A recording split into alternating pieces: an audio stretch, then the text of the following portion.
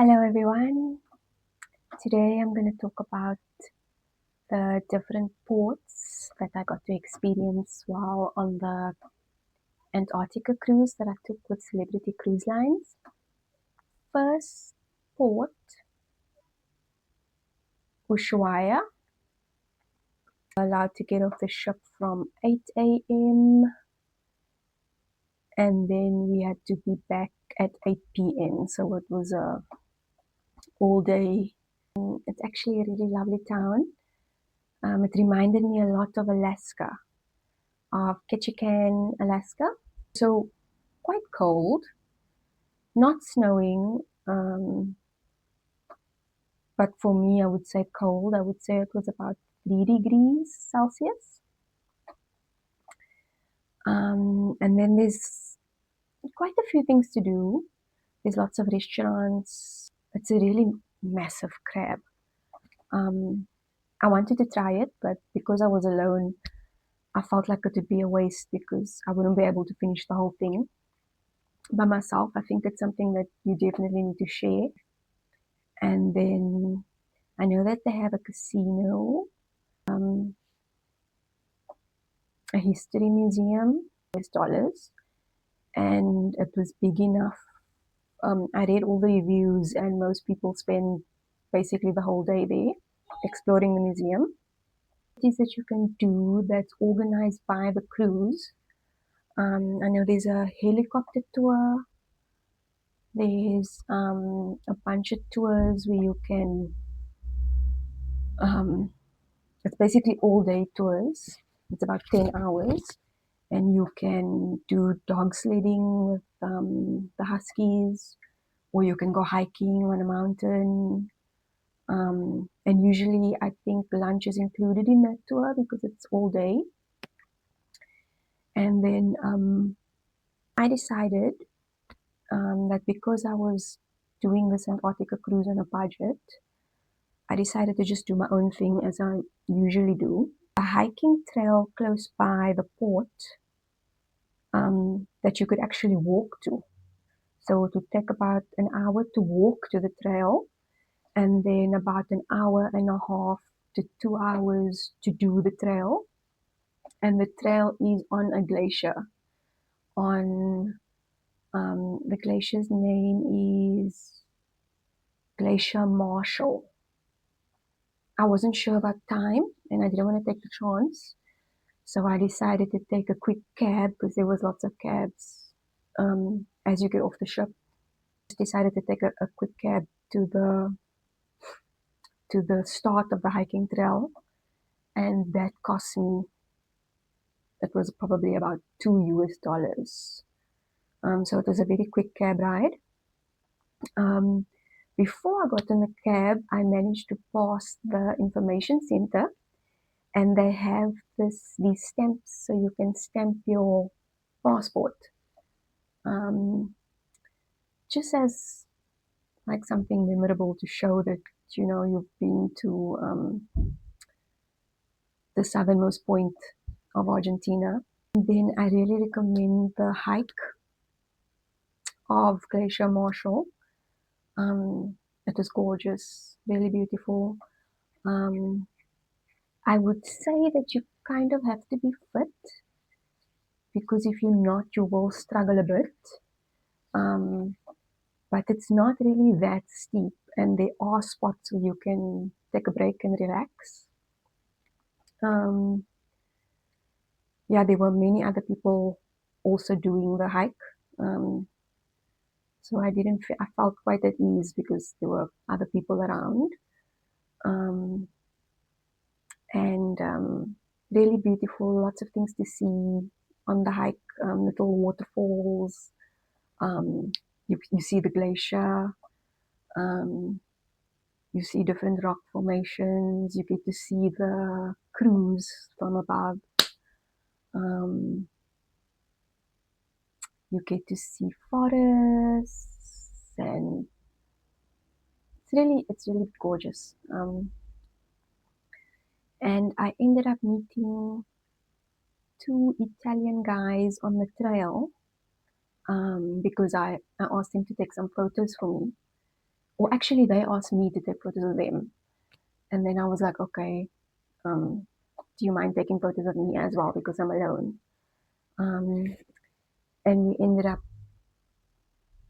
conversing because I've been to Italy, and I ended up telling them about my trip to Italy and about the cruise because they were actually backpacking and they were staying in Ushuaia. They were staying at a hostel and they were backpacking and traveling the whole of Argentina by bus. I didn't even know this was a possibility. Um, so I managed to get a lot of useful tips and information from them about um, the different bus routes and where to go.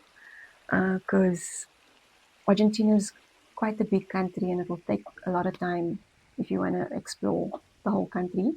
And I do really want to go back because on my visa, I'm actually allowed to be in Argentina for 90 days as a South African.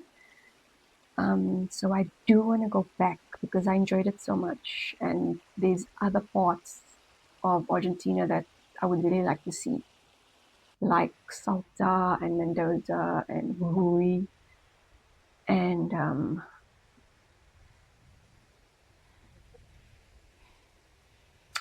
there's another place I'm forgetting the name now.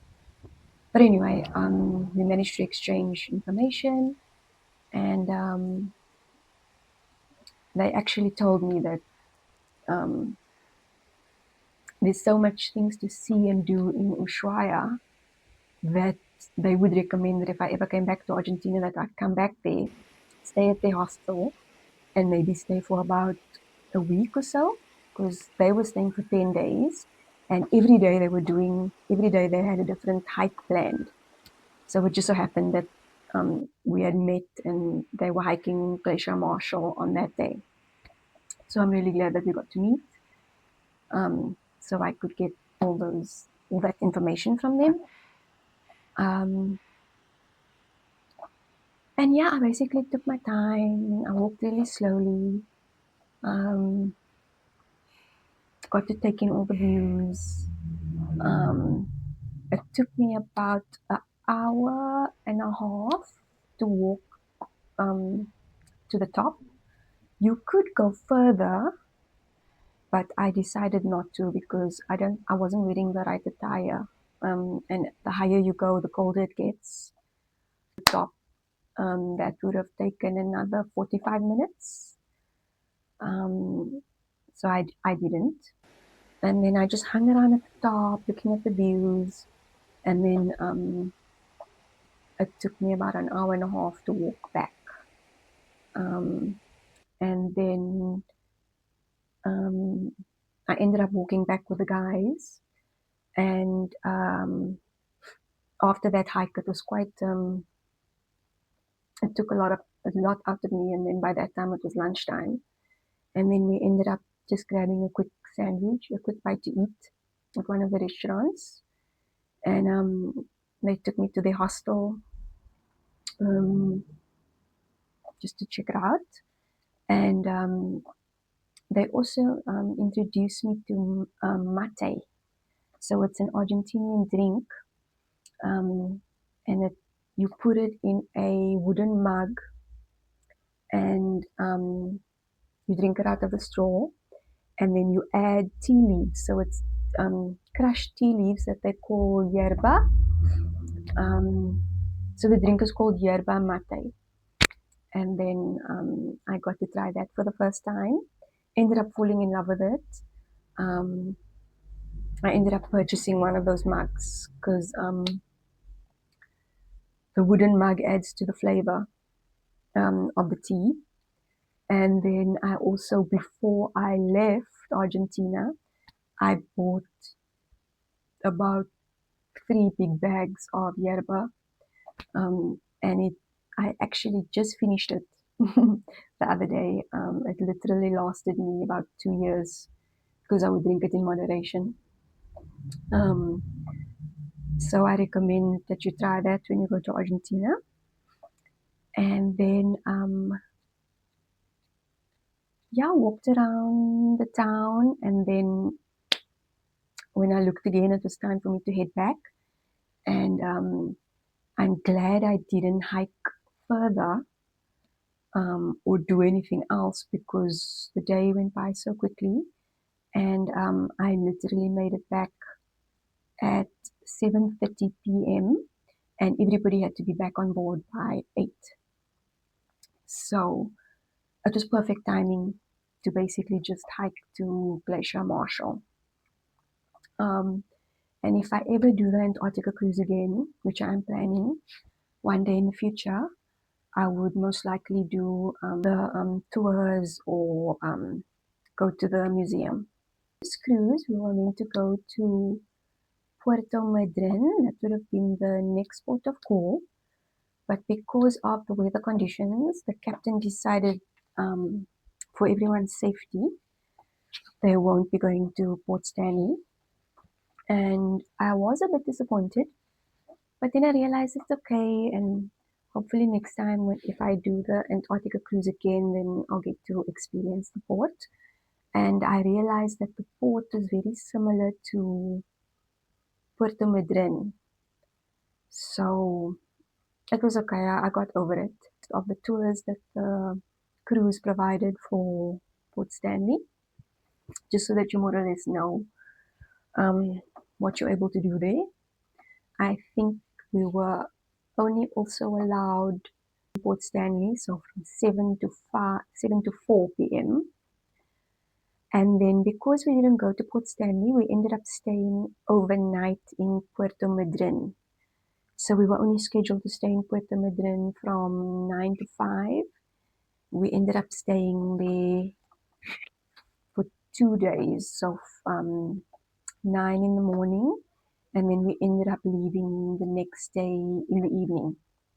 In Puerto Madryn, the weather was actually quite pleasant. It was warm, and they have a really nice beach. So I got to swim in the ocean, to use the Wi-Fi because I didn't take out the Wi-Fi package on board.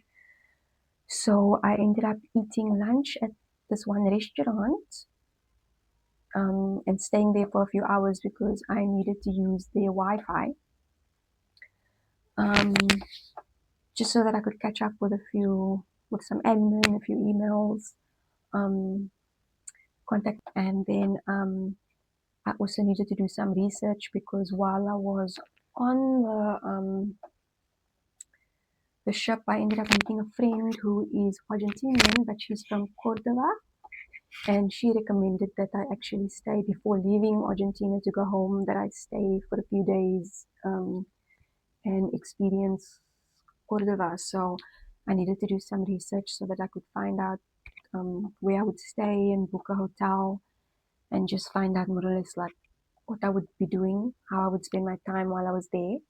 And the two Italian guys that I met on Glacier Martial, they also recommended Cordova because they had just left there and took a bus to go to Ushuaia.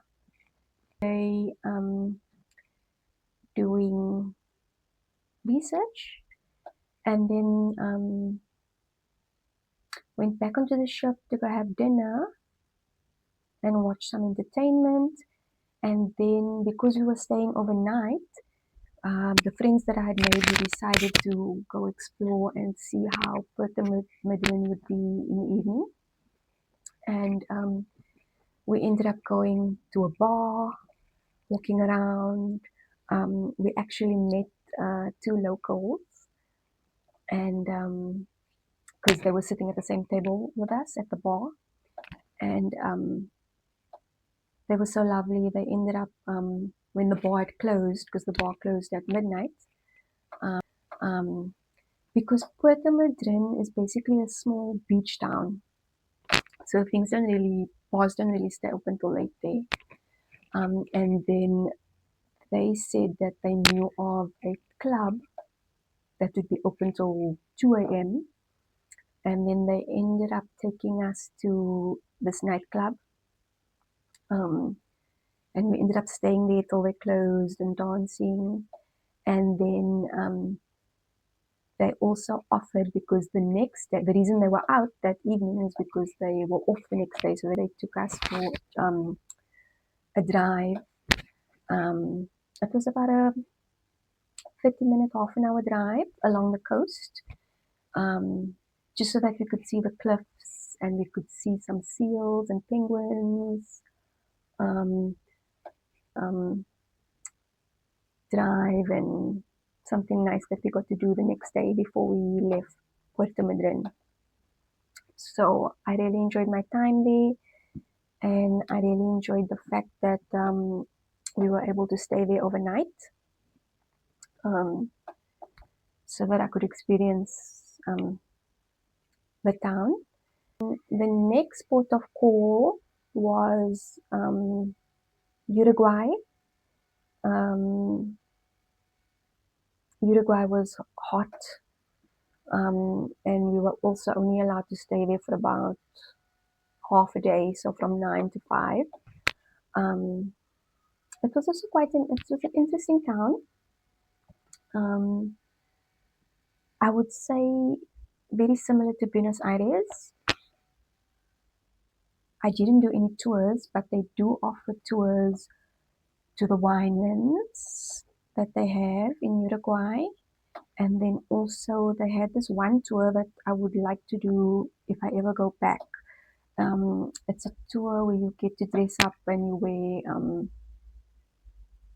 almost like well, almost similar to the Brazilian carnival that they have. So I have a visitor center where they have Wi-Fi. It was a bit hot, and then I ended up going back to the ship early because I wanted to just spend some time at the pool, and I needed to pack because it was actually the last day on the ship, because the next day we were was basically the end of the cruise, and we had to go back to Buenos Aires. But Uruguay was also really nice.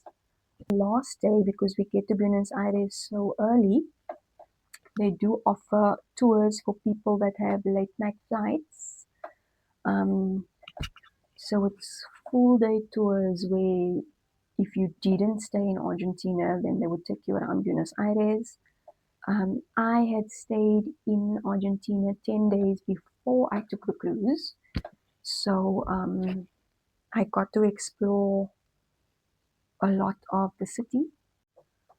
When we got back to Buenos Aires in the morning, there was an option to take, there were shuttle buses at the cruise terminal going to Jorge Newby Airport for about $40. I found this to be too pricey and out of my budget. The cruise line also provides transport, but they only provide transport to the airport that was far away. It was about an hour and a half's drive away, and I wasn't using that airport at all. So instead of taking the shuttle, I decided to just do my own thing like I always do, and I ended up getting a regular cab. But I had to walk. I basically had to get out of the cruise port area, and I had to cross the main road, just so that I could get a regular Argentinian cab. And I for $10, and it took about 5 minutes for the cab. And then also I stayed in Microcentro area, and it cost me $5 to take a cab from my hotel to the cruise terminal. Because I had time, my flight was only in the afternoon, flying out of Jorge Newby Airport to Cordova, and it was about a 2 hour flight or an hour flight. I can't remember, but I know it was really quick.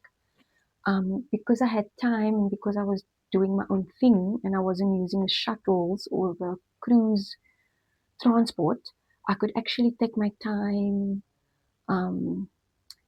So I checked out of my cabin at 7:30 a.m. and I took my luggage up to the buffet area, and then I ended up having breakfast and coffee. And because I didn't have to stick to anybody's schedule, because I was doing my own thing, I could just relax upstairs at the buffet.